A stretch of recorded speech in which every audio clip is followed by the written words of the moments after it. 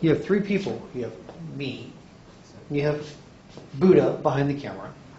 And you have Rodney the reindeer. Please pay attention to all three judges. Especially Rodney the reindeer. He's kind of feeling left out.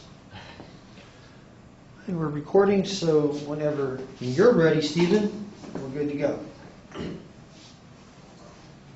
Have you ever had that dream?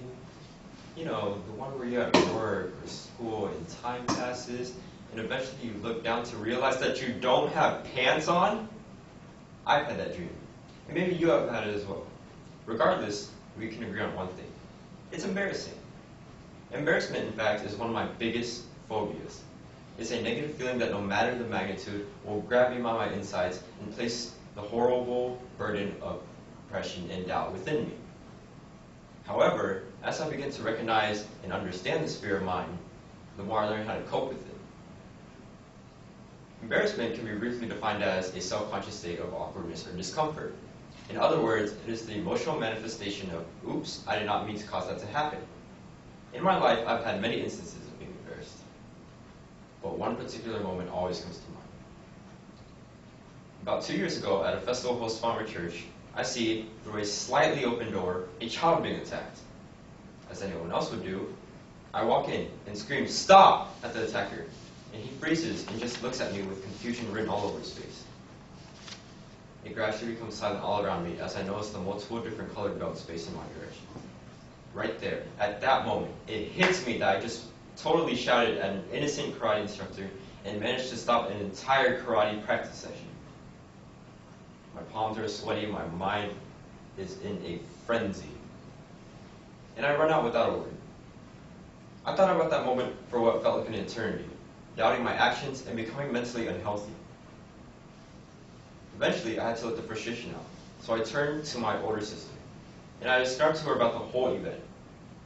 Let me tell you, she reacted in the most caring way a big sister can possibly respond, laughing hysterically at me. As I felt the negativity within me go heavier and heavier, I began to tear up. But then she began to settle down, and she began telling me her most embarrassing stories. One after another, I began to lighten up, and eventually I found myself laughing. I noticed that there was this bonding session going on. And that moment left me thinking, why is embarrassment a negative feeling, inflicting such a positive mood? So I decided to surf the web, and I came across a study conducted by Feinberg, a Stanford University professor, in which he had asked volunteers to describe the most embarrassing moment in their lives. Those who expressed more signs of embarrassment tended to become more kind and generous towards others afterwards. In cases like these, letting your guard down through embarrassment is proven to cause that person to become more pro-social. Feinberg, the professor, once stated, "Clearly, people do not enjoy experiencing embarrassment. However, in the bigger social picture, there's a plus." At that moment, there's extreme negativity, my palms are sweaty, I'm panicking.